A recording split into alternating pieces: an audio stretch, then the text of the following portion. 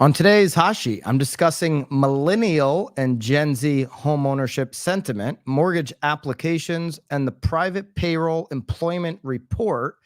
Today is Wednesday, July 31st, 2024. I'm Byron Lazine, and the hot sheet starts now.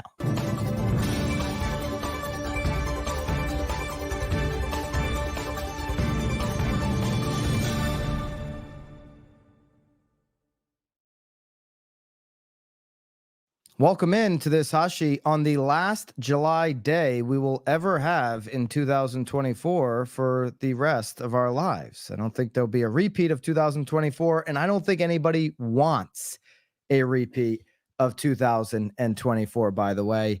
If you're a real estate agent, you know what that means. Tomorrow's August 1st. Tomorrow's 17 days away from the NAR settlement changes being implemented. Are you an agent of change? You ready to take it on head first? A lot of what the hot sheet is about is preparing for things like that, to be ahead of the conversations on the macro, and you know your micro better than anybody. But what are consumers thinking? What are buyers and sellers thinking? What's the market thinking? Which way is the market going? And what has the history of the market told us? That's what the hot sheet's all about. That's why we do it every single Monday through Thursday, live at 9:30 Eastern, 6:30 on the West Coast, every Monday through Thursday that the markets are open. Hit thumbs up on this video here if you're watching live on the YouTube, as well as making sure you subscribe to the BAM YouTube. We've seen so many new subscribers in the last week with a bunch of the content that we've released, like the Leo Perea. Thank you, Jason. We had Ricky Caruth responding after all the stuff last week on the Real Word Pod. Rarely have a guest on that pod. But Ricky came on and we were able to hash some of those things out. His reaction to that went very well, actually. I thought that went pretty good. Also, we've got later today a new BAM interview I did right here in this studio with Jared James and the intern. I'll just leave it at that. The intern. That's going to be a wild interview. You do not want to miss. Our interviews have been pretty fun lately, and wait till you see this one here later today. Okay, here on this last day of July, it's Jay Powell week. Jay Powell and the FOMC are meeting right now. Well, probably 9:30 might be a little early for them. They might get going right around 10 or something. They're probably having a couple of croissants and some cappuccinos and getting warmed up to finish off their FOMC meeting. Later on this afternoon, Jerome Powell will hold his press conference. During his press conference, he will be telling us, is he holding the rate where it is? Is he going to be lowering the rate? I went through yesterday the reasons why he should lower the rate. Those reasons have been published in the Wall Street Journal now for quite some time. Those reasons were now finally published in WAPO. We went over that yesterday on the hot sheet. You can go over that, okay? The FOMC meeting, well, it's taking place. This says 4 hours on the countdown. It's really going to be 4 hours, 25 minutes or so until Jerome Powell speaks. Okay, the odds are still 97% that nothing will happen. Okay, 97% that we're going to see Jerome Powell come out later today and say 5.25 to 5.5. That's where the rates currently are at. But there is 100% chance right now that in the September meeting, we are going to see a rate cut. Why is it 100? Well, it's 88% that it's going to go from 5.25 to 5.5 down to 5 to 5.25 range. And then you have 12% chance that it could go lower than that, 4.75 to 5, and 0.3% chance that it could be 4.5 to 4.75. That's the CME probabilities right now. This is like, if you go to Vegas right now and you want to bet on who the Super Bowl winner is going to be, Kansas City Chiefs or somebody like that. I don't know, Kansas City, San Francisco. I haven't looked at the odds, but I'd imagine the two teams that played last year are near the top of the list. You're going to get the worst odds on those two teams because they're the favorites. But you go to Vegas, nothing is 100% sure bet. You can't walk in there and find 100% probability on anything like you can for September's rate cut, according to CME. It's wild that it's 100% chance. Probabilities, 100%.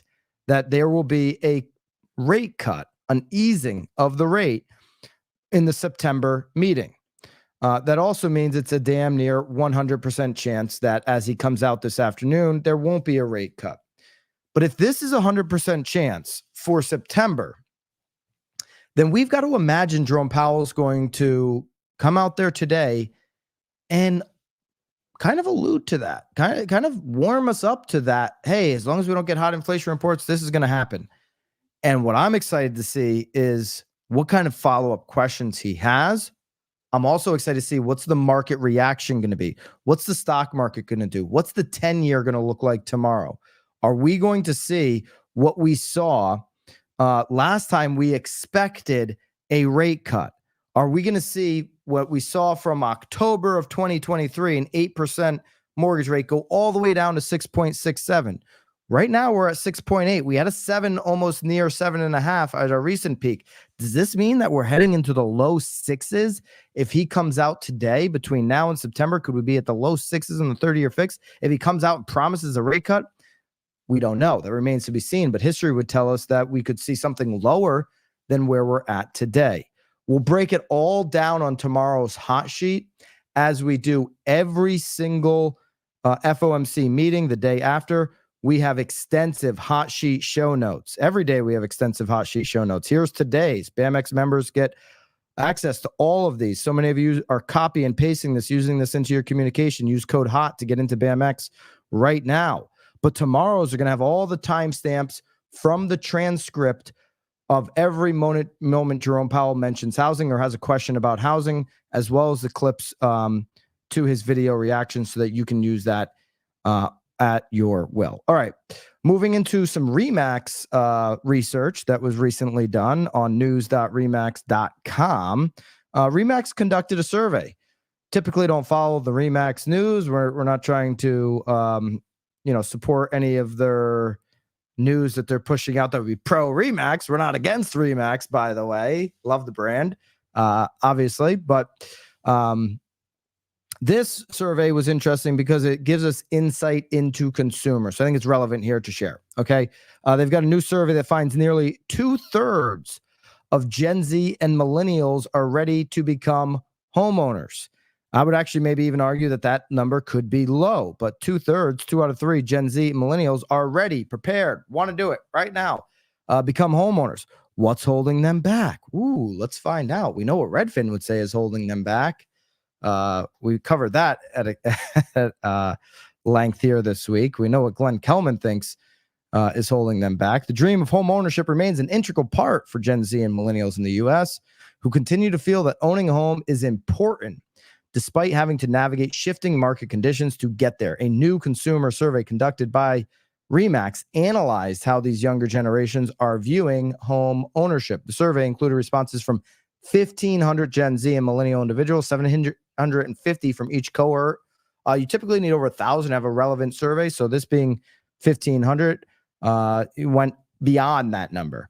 Okay, so there's 1,500 Gen Z and millennial who plan to purchase, that were surveyed. They plan to purchase a home in the next 5 years.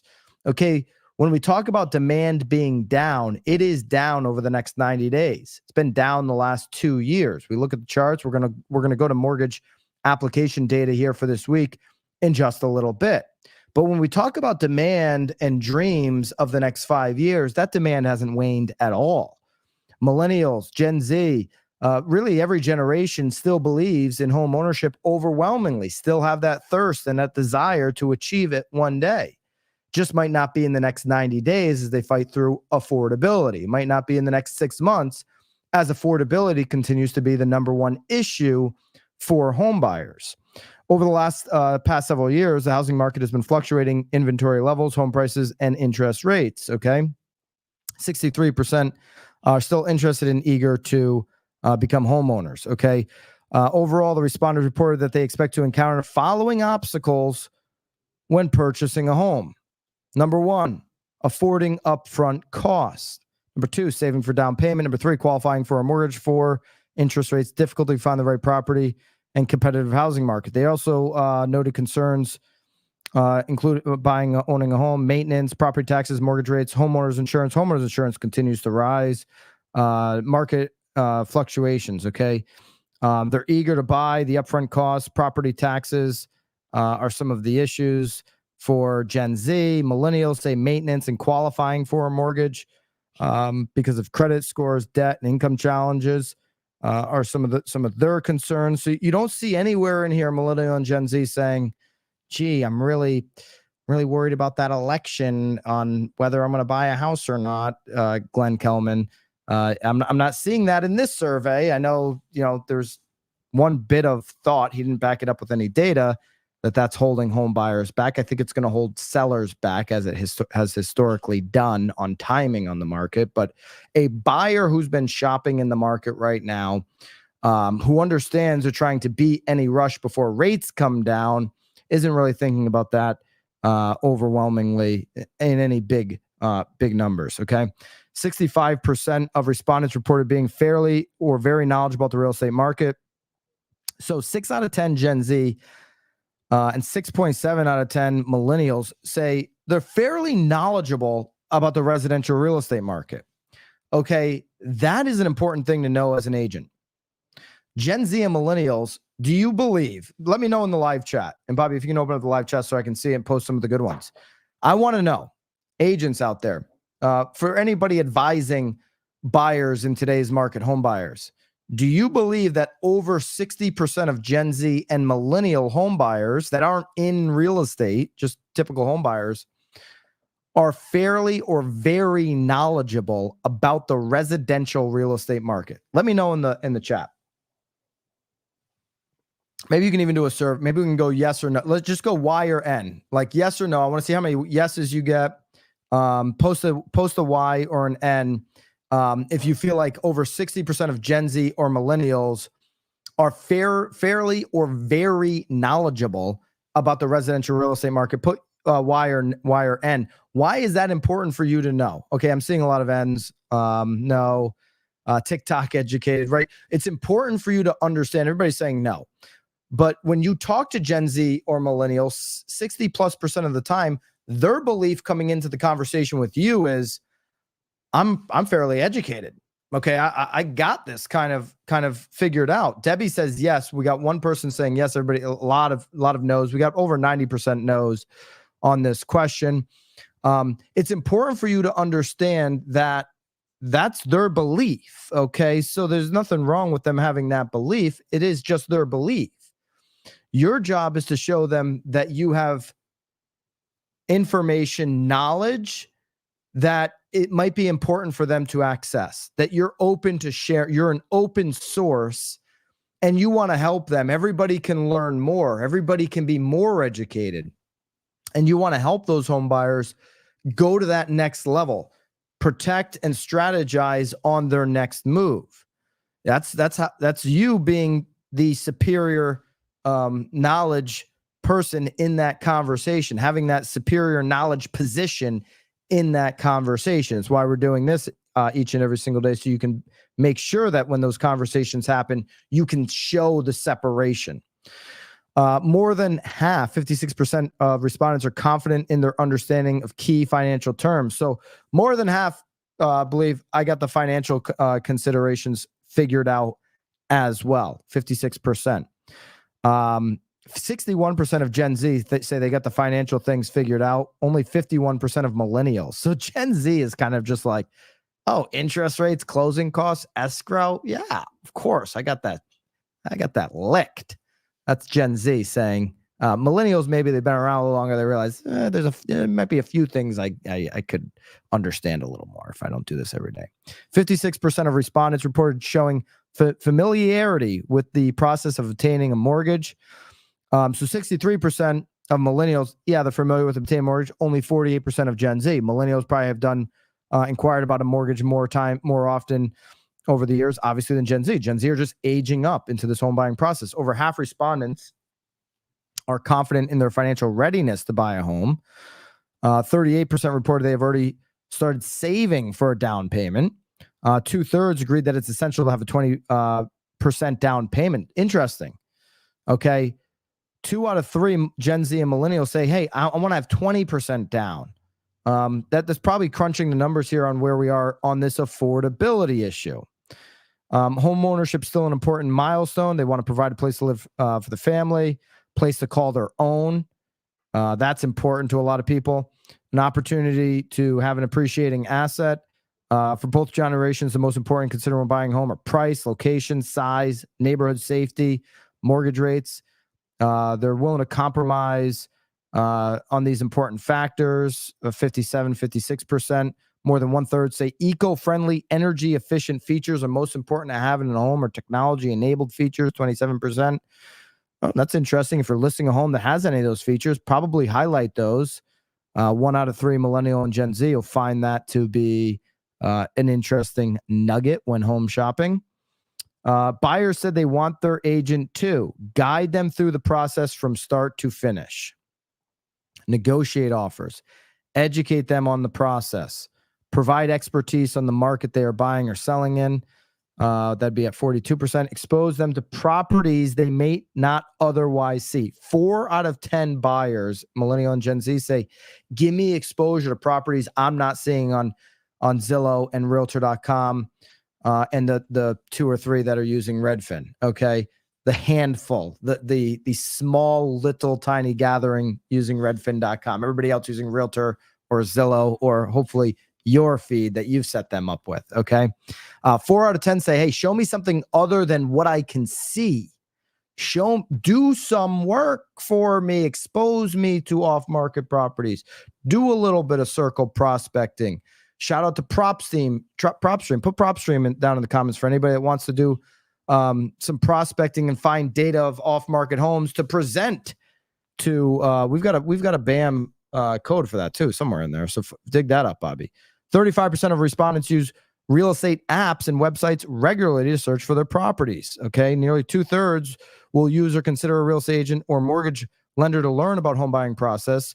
The next most popular resource for learning about the home buying process. So 2 out of 3 are using you, the professional. Okay.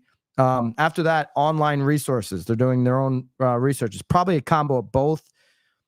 Even when they are using the professional. Family and friends. That's a scary 44%. Family and friends.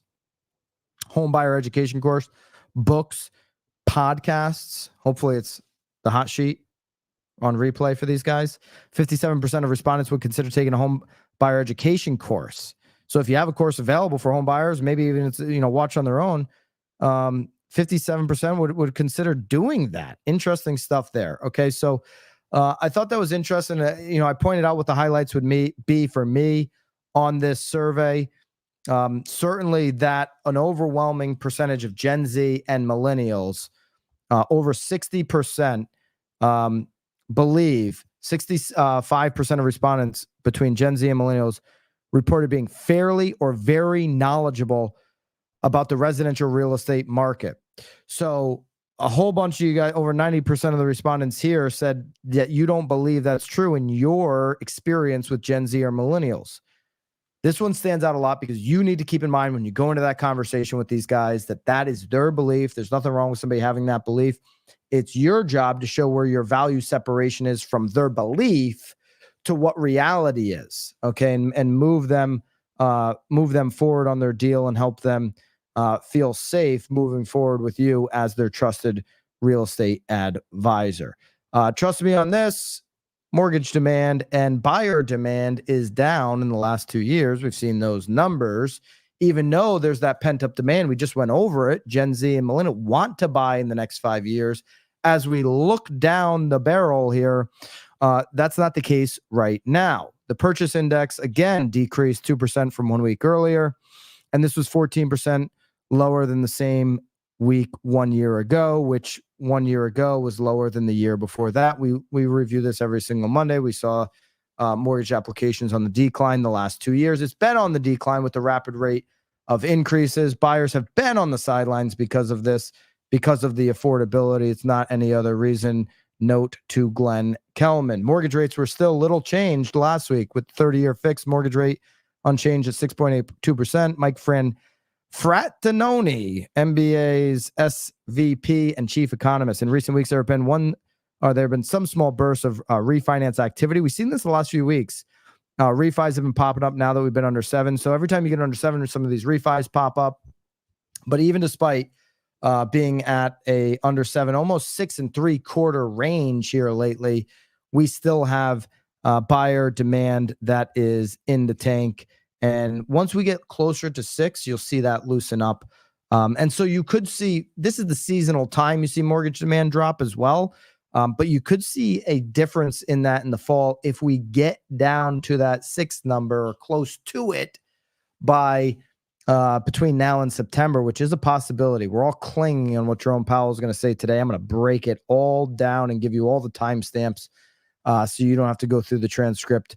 We're going to have that all ready for you tomorrow to be available in the Hot Sheet show notes. Use code HOT to get into BAMX so you can gain access to those Hot Sheet show notes each and every single day, along with all of our courses and our done-for-you content, which is BAMX in a box.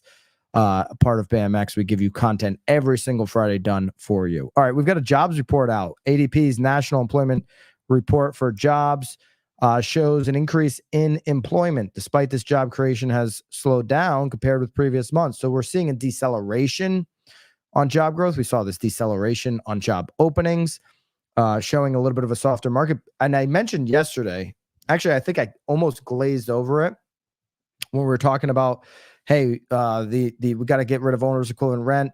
The only way you really see these shelter costs come down is if you break the labor market. So the softening in the labor would be another, potential indicator that the Fed could be more open to doing a rate cut.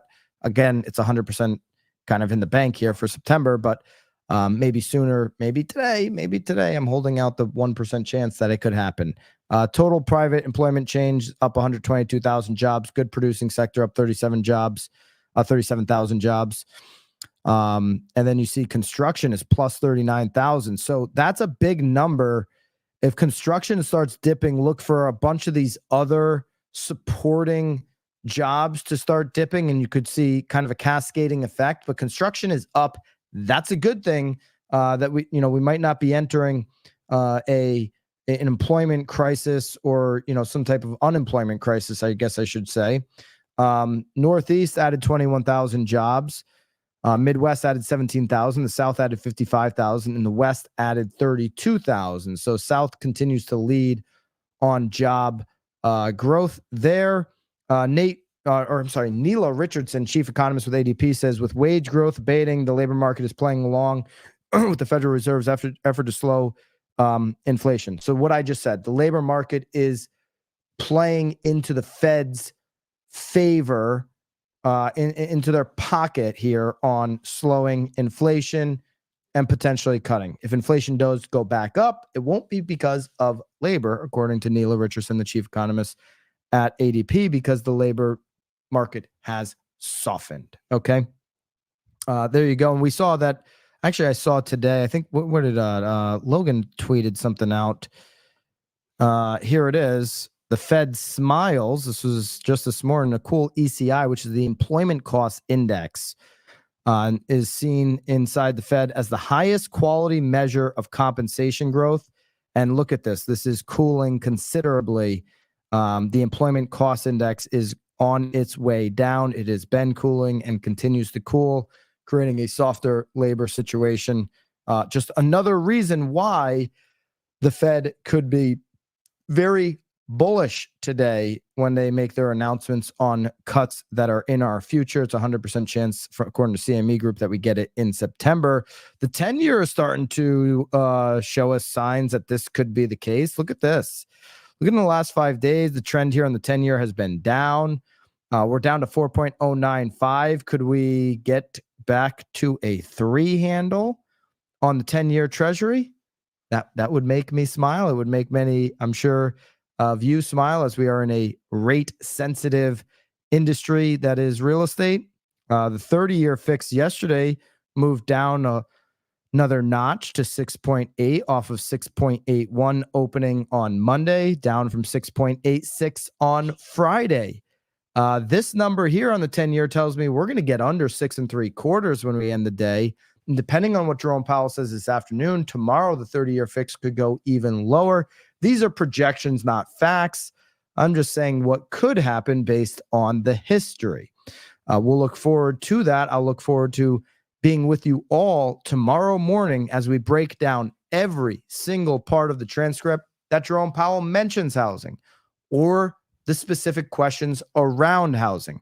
Those have been increasing as of late. I hope somebody brings up that WAPO article or the 1 year ago Wall Street Journal article that asked Jerome Powell, why are we considering owner's equivalent rent? If we did what other developed nations do right now, inflation would already be at 10%. Why didn't we cut today if he didn't indeed cut, which is the expectation? And can you guarantee multiple cuts here as we move into quarter four? Those are the type of questions that we'll look to see if we get. We'll break them all down tomorrow. Make sure you're subscribed here to the channel. Hit the thumbs up, share the Hot Sheet Show with someone who needs a 24-hour or desires a 24-hour look back on housing.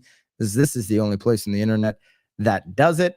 And I will see you all back here tomorrow. Look out here on the channel later today for my interview with Jared James and the intern going up later today. Fascinating stuff there.